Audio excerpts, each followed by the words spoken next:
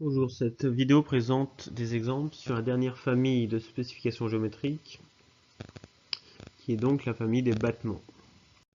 Alors, tout d'abord, nous pouvons rencontrer des battements simples radiales. Donc ici, les éléments tolérancés sont en fait l'ensemble des lignes nominalement circulaires de la surface nominalement cylindrique. Et un battement va se spécifier par rapport à une référence. Donc notre référence spécifiée A est l'axe du cylindre parfait associé à la surface nominalement cylindrique A tangente côté d'une matière. Et dans chaque plan contraint perpendiculaire à notre référence spécifiée A, nous allons pouvoir extraire de notre surface nominalement cylindrique une ligne qui est nominalement circulaire, et cette ligne devra rentrer entre deux cercles concentriques dont le centre est situé sur la référence spécifiée A, et de différence de rayon 0,1 mm. L'image pour mesurer un battement simple, par exemple ici un battement simple d'une surface nominalement cylindrique par rapport à une référence commune A-B, donc l'image que l'on peut avoir, c'est donc de positionner notre pièce réelle sur deux portées, donc où l'on va venir positionner nos deux références A et B sur ces portées, sur ces supports, venir placer un comparateur sur notre surface à vérifier et faire tourner notre pièce, donc d'un tour, et vérifier que l'aiguille ne varie pas, ne se déplace pas de plus de 0,1 mm.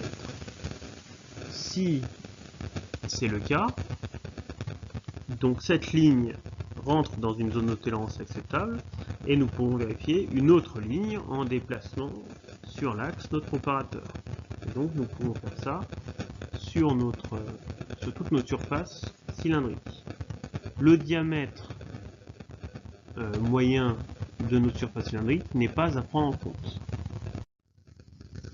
Pour un battement simple axial, nous allons encore une fois spécifier des lignes. Donc ici, nous allons spécifier des lignes qui vont être extraites de notre surface nominalement plane pointée par la flèche. Donc cette surface nominalement plane A, nous allons extraire des lignes qui vont être l'intersection de cette surface réelle avec des cylindres parfaits, donc de différents diamètres, coaxiaux à notre référence spécifiée A.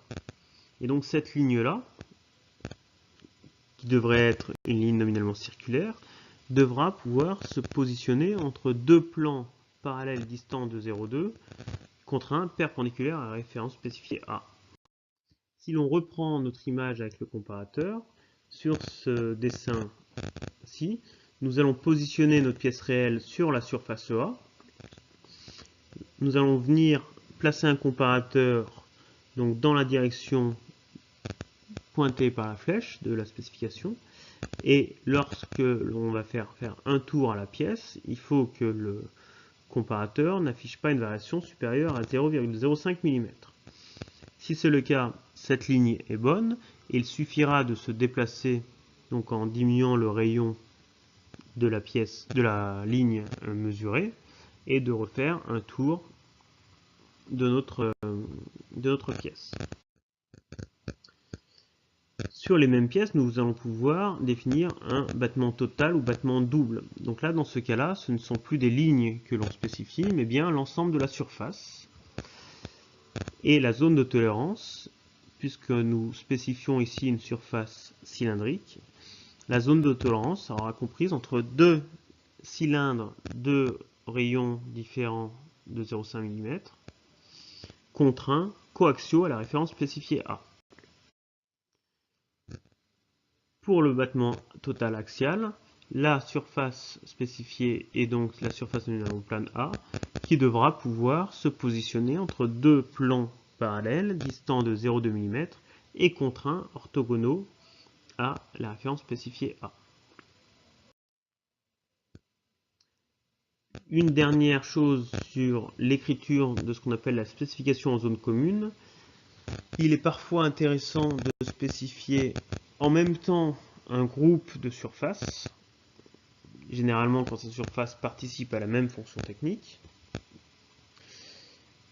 Et pour écrire ce type de spécification, il faut donc que notre spécification pointe sur nos différentes surfaces. Donc nous aurons plusieurs flèches qui partiront de notre cadre de spécification. Et nous rajouterons soit l'écriture zone commune au-dessus de ce cadre, soit l'écriture CZ à la suite du défaut accepté. Donc, soit l'écriture du dessin de gauche, soit l'écriture du dessin de droite. Voilà, c'est tout pour cette vidéo sur les dernières spécifications géométriques que l'on peut rencontrer.